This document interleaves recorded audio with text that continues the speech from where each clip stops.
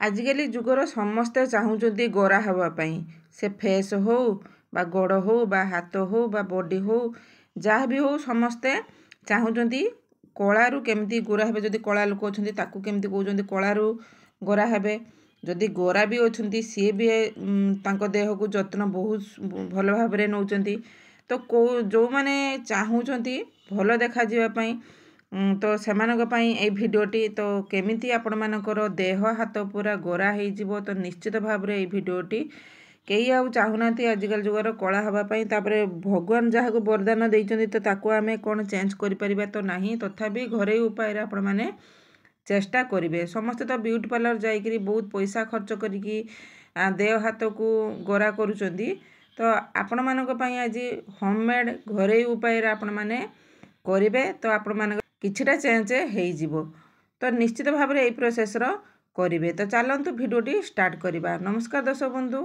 रंता Sahu YouTube channel को पुणी थे स्वागत करुँ गोटे सुंदर सा भिडियो को। तो निश्चित भाव में भिडियो को लास्ट पर्यंत देखिए तापर भलसे बुझे तापर एप्लाई करेंगे किसी आपण मानकर पैसा खर्च हबार ना आपण मैंने सहज उपाय यही सब रेमेडी आणिकी घरे तैयारी करंतु। तो चलतु भिडियोटी स्टार्ट करवा। तो बर्तमान मुझे खाली बाउल गुटे घिनी आसपर मुझे जेकोसी शैम्पू आपण मान पाखे अच्छी नहीं पारे मुझे क्लिनिक प्लस शैम्पू नहीं से गोटे पाउच शैम्पू गोटे पकई देती तो शैम्पू आम स्किन को बहुत गोरा कर साहाय्य करे। तापर मुझे नहीं कि दही होममेड दही ने ताकू भल भाव में मिक्स करदे।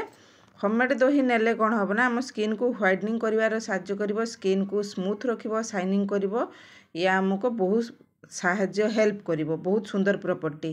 तापर एठी आमे नबा नडिया तेल जेकोसी कंपनी रे नडिया तेल आपण माने एठी नेले चलिबो। नडिया तेल आम स्किन को सॉफ्ट रखिबो शाइनिंग करिवो स्मूथ रखिबो सिल्की रखिबो ड्राई हवा को दबो नाही से स्किन को।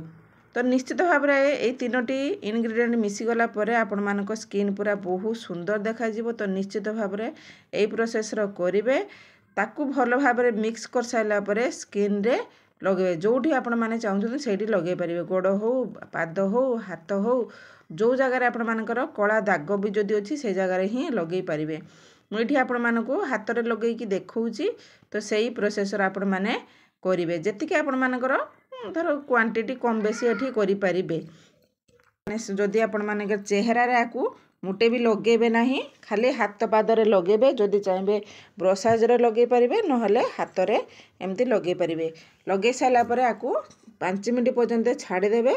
5 मिनट पर आकू देखिबे केते सुंदर माने से स्किन रे एजब हो जाइए तो ताकू भल भाव टिके मसाज कर देबे।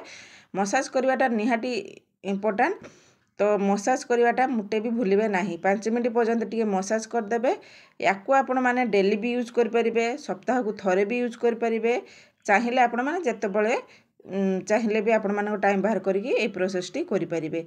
तापर एठी मसाज करबा द्वारा हमर स्किन लो जहाँ भी आपण ढिलापण थिबो स्किन ब्लैक थिबो स्किन लो जदि आपण मानकर बहुत पुराणार दाग थिबो कला दाग सब थिबो सी आम सब रिमूव कर दियो। मु एठी मेहंदी टिके लगेइथिली सेथि पई मो स्किन टी हाथटी टिके छपछपलार को देखाउची किछि खराब भाबिएनी मु एठी मेहंदी करथिले बोली एमती देखा जाउची तो आपण माने सेमती किछि भाबिबेनी। तो भल भाव में मसाज करदे मसाज कर देकी ठंडा पानी रे ताकू धोई देबे तो देखिबे बहुत सुंदर जिनसटी आमर हेई जिवो।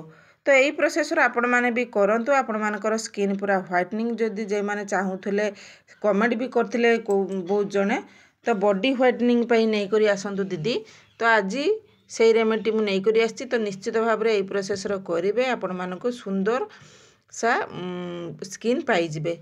तो आराम से किसी निर्भय सहित बिना केमिकल बिना पैसा रे आपण माने ब्यूटी पार्लर जीवा पई पड़िबनी। आराम से आपण मानकर पूरा बॉडी पूरा गोरा हो जिवो। जो माने चाहउछन्ती कलारू गोरा हवा पई तो ए प्रोसेस रो करंतु आपण मानकर हाथ पाद सबू गोरा हो जिवो। तो ये देखि परथे मु एठी 5 मिनट पर हाथ को धोई आसला पर मो देखुते मो स्किन टी फरक देखि परथुबे। ए हाथर लगेई नथिली केमती देखाउची ए हाथर लगेइथिली केमती देखाउची तो निहाती भाव में फरक आपण मानकर चेंज हो जिवो। तो आशा करुच्ची आपको ये भिडियोटी भल लगी जदि भल लगी तो निहाती लाइक करेंगे शेयर करेंगे कमेंट करेंगे चैनल जदि नुआ अच्छा सब्सक्राइब करेंगे और जो मैंने सब्सक्राइब कर देइचंती सेमानकु अशेष अशेष धन्यवाद आ जो मैंने करना आज मो नुआ चैनल अच्छा तो निहाती सब्सक्राइब करदे। तो पुणी देखा नेक्स्ट वीडियो रे तो केमती लगिला भिडियोटी निहाती कमेंट द्वारा कहिबे। आज रोची धन्यवाद नमस्कार।